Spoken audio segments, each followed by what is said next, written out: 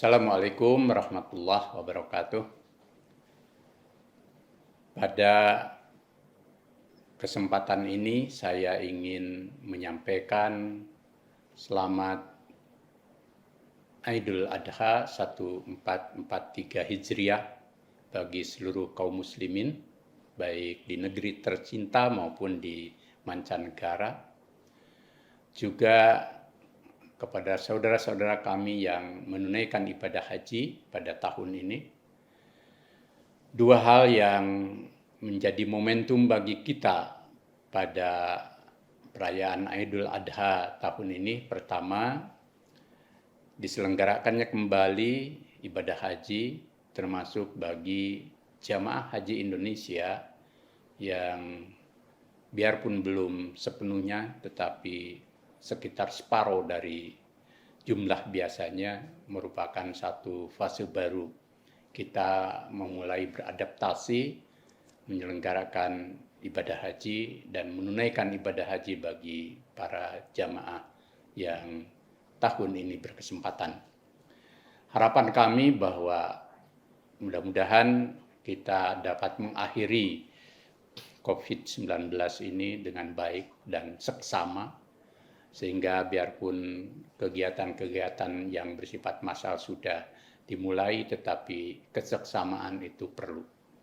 Lebih dari itu, jamaah haji yang nanti pulang ke tanah air akan semakin menjadi, selain memperoleh haji mabrur, juga menularkan kemabruran, menularkan serba kebajikan dalam kehidupan bersama.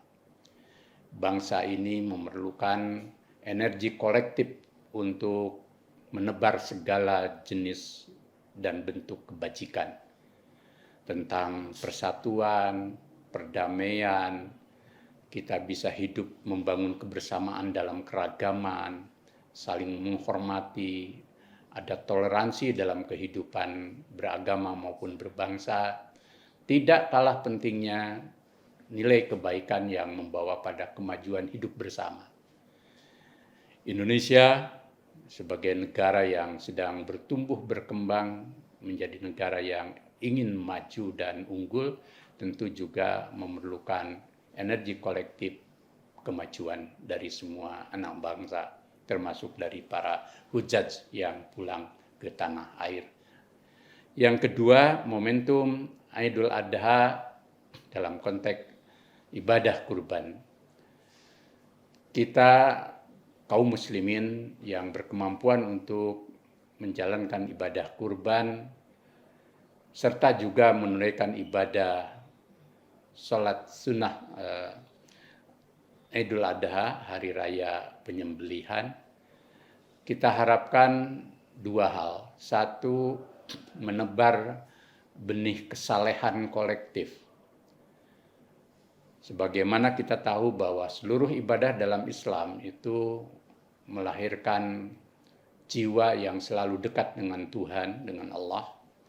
Dan karena kedekatan dengan Allah, taqarrub kepadanya itu, orang lalu menjadi serba menjalankan hal-hal dalam kehidupan ini baik, jujur, kemudian suci, bersih, sehingga tidak ada ruang baginya untuk melakukan penyimpangan hatta di saat dia punya kesempatan.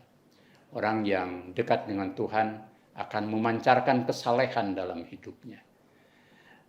Kesalehan hidup juga harus berbagi dengan orang lain, sehingga kesalehan itu menjadi milik bersama.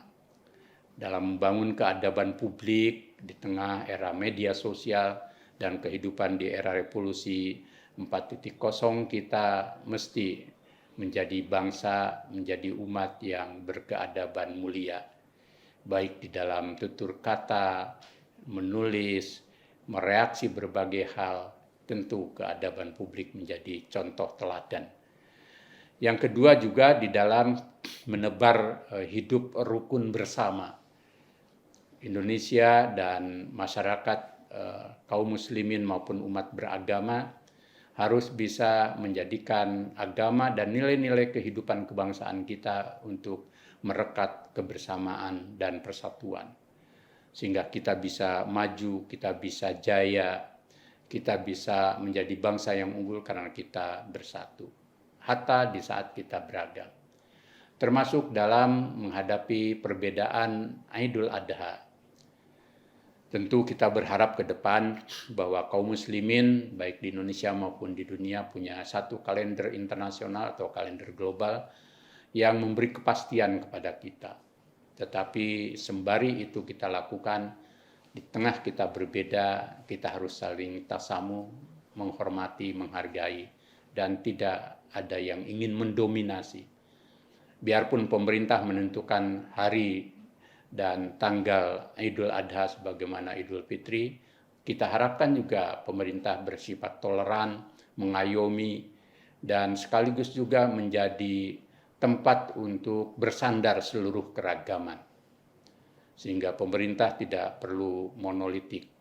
Dan kita berharap bahwa tidak ada kanwil-kanwil yang kemudian menyebarkan instruksi-instruksi pemaksaan, karena ini menyangkut keyakinan beragama.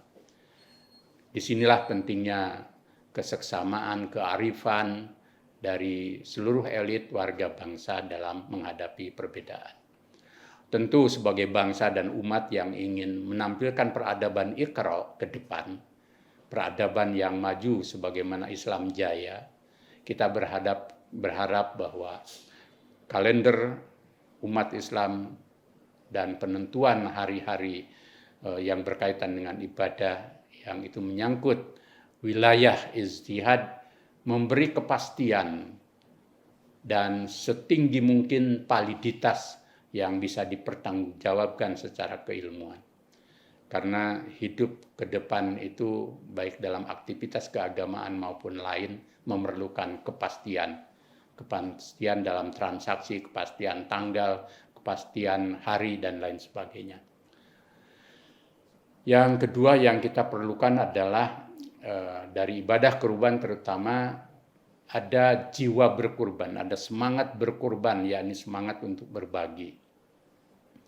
Mereka yang memiliki ilmu tidak arogan dengan keilmuannya dan mau berbagi ilmu bagi usaha mencerdaskan dan mencerahkan akal budi bangsa, akal budi umat. Sehingga ilmu itu menyinari jiwa, menyinari akal budi, menyinari alam pikiran, dan menyinari tindakan. Yang kedua tentu bagi siapapun yang memiliki akses pada kekuasaan dan memiliki jabatan dari pusat sampai bawah, lebih-lebih mereka beragama, agama apapun, tentu bagi kaum muslimin karena dalam konteks Idul Adha adalah beragama Islam, kita harapkan bahwa kekuasaan digunakan untuk menebar kemaslahatan bagi orang banyak. Kekuasaan tidak untuk kekuasaan. Kekuasaan tidak untuk memupuk oligarki. Kekuasaan apalagi jangan sampai disalahgunakan untuk korupsi dan segala bentuk penyimpangan kekuasaan. Kekuasaan itu amanah. Kekuasaan itu untuk berkhidmat. Baik dalam konteks kita ingin membangun umat yang terbaik maupun bangsa yang unggul, maka kekuasaan yang mau berkorban adalah kekuasaan yang mampu mensejahterakan, mendamaikan, mempersatukan, memajukan, dan sekaligus juga menghindari segala bentuk penyalahgunaan kekuasaan. Baik untuk diri sendiri, untuk kroni, untuk golongan, untuk kelompok, dan apapun dia. Sehingga amanat kekuasaan itu betul-betul dirasakan untuk orang banyak, termasuk untuk membela, melindungi seluruh rakyat Indonesia bagi mereka yang sedang dilanda masalah, musibah, dan memerlukan pembelaan. Negara harus hadir. Bagi mereka yang kelebihan harta atau algenia, baik secara individual maupun dalam bentuk korporasi, konglomerasi, perusahaan, dan lain sebagainya, maka mari kekayaan berlebih atau kelebihan kekayaan itu digunakan untuk berbagi.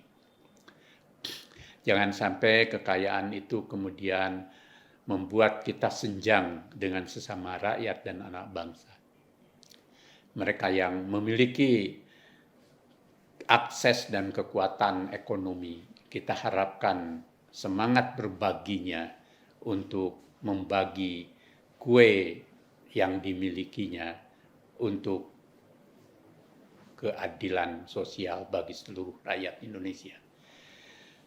Khusus bagi umat dan para organisasi dan tokoh keagamaan, mari Idul Adha baik dalam konteks melaksanakan sholat maupun dalam kaitan dengan berkurban, kita harus makin memperkuat ukhuwah yang autentik.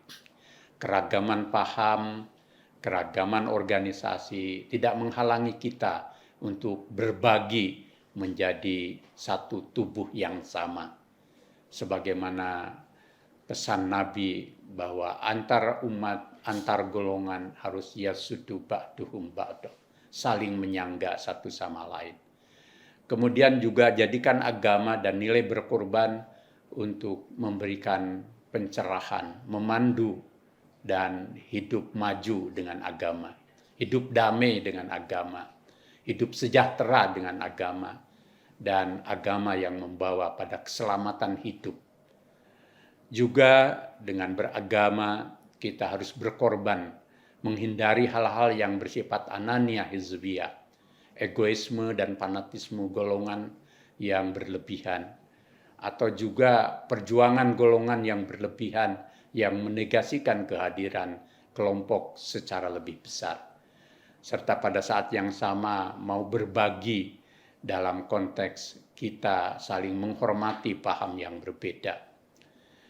Sehingga agama kemudian menjadi jalan ruhaniyah kita, sekaligus juga menjadi jalan kehidupan kita untuk menyelamatkan kehidupan bersama, menyelamatkan lingkungan, dan lebih jauh lagi tentu saja kita bisa menebar maslahat berkah Allah di muka bumi tercinta. Semoga kita beridul adha dengan semangat yang damai, bersatu, tercerahkan, dan mencerahkan kehidupan. Terima kasih. Wassalamualaikum warahmatullahi wabarakatuh.